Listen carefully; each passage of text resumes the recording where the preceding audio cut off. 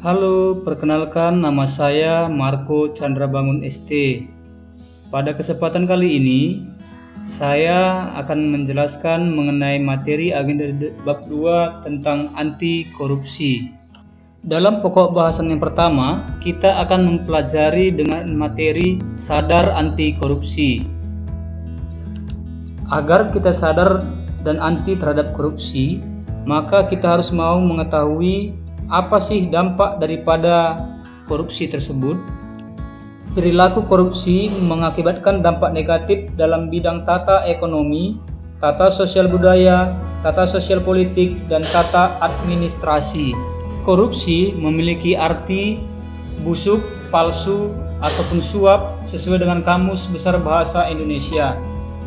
Korupsi dapat terjadi karena adanya niat dan adanya kesempatan. Dengan kata lain, korupsi itu adalah diskresi atau monopoli tanpa adanya akuntabilitas.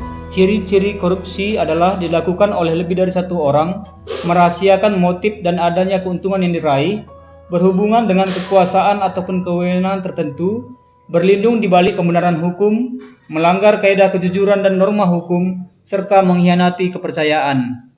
Penyebab dari terjadinya korupsi yaitu penegakan hukum yang tidak konsisten, penyalahgunaan kekuasaan dan kewenangan, langkanya lingkungan yang anti korupsi, rendahnya pendapatan penyelenggara negara, adanya kemiskinan dan keserakahan, di mana keuntungan korupsi lebih besar daripada kerugian jika ditangkap akibat korupsi, adanya pemberian imbalan jasa, serta gagalnya pendidikan agama dan etika. Dengan kata lain, korupsi disebabkan oleh aspek individu pelaku korupsi, aspek organisasi, aspek masyarakat tempat individu dan organisasi berada, serta sistem yang buruk.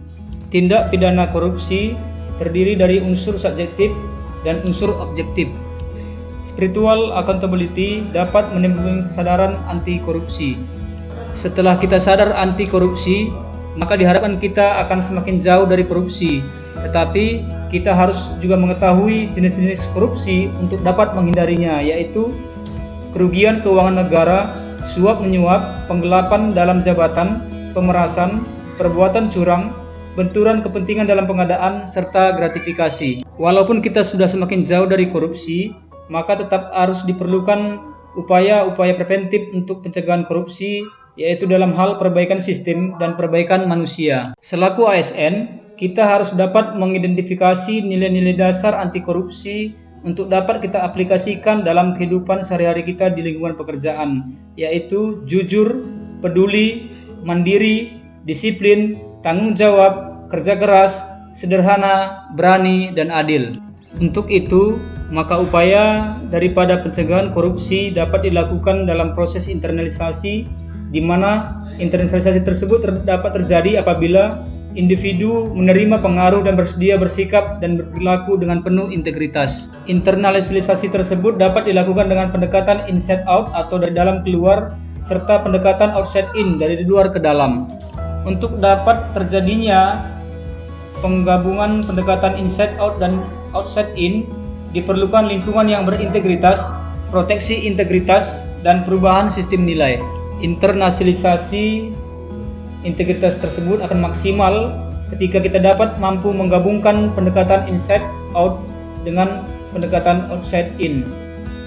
7 kompetensi dasar internalisasi yang dikenal dengan istilah MAS Aura terdiri dari modality, asosiasi, sugesti, anchoring, utilisasi, relaksasi, dan amplify.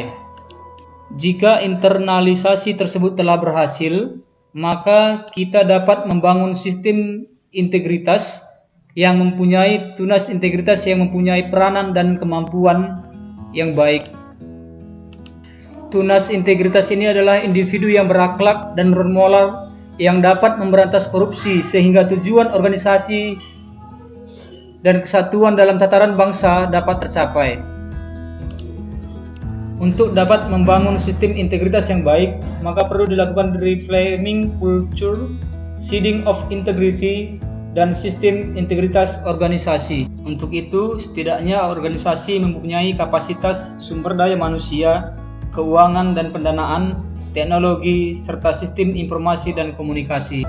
Implementasi dari nilai dasar anti korupsi yang saya lakukan di dalam lingkungan pekerjaan sehari-hari yaitu berperilaku hidup jujur, bekerja keras, menerapkan pola hidup yang sederhana sehingga tidak memerlukan banyak tuntutan dalam pemenuhan kebutuhan hidup, berani menentang hal-hal yang tidak jujur dan adil dalam saya menerapkan tugas pokok dan fungsi saya di dalam lingkungan pekerjaan sebagai analis infrastruktur di Kecamatan Sibolangit. Oleh karena itu, marilah kita semua ASN untuk dapat berperilaku hidup anti korupsi di dalam pola hidup kita sehari-hari. Sekian dan terima kasih.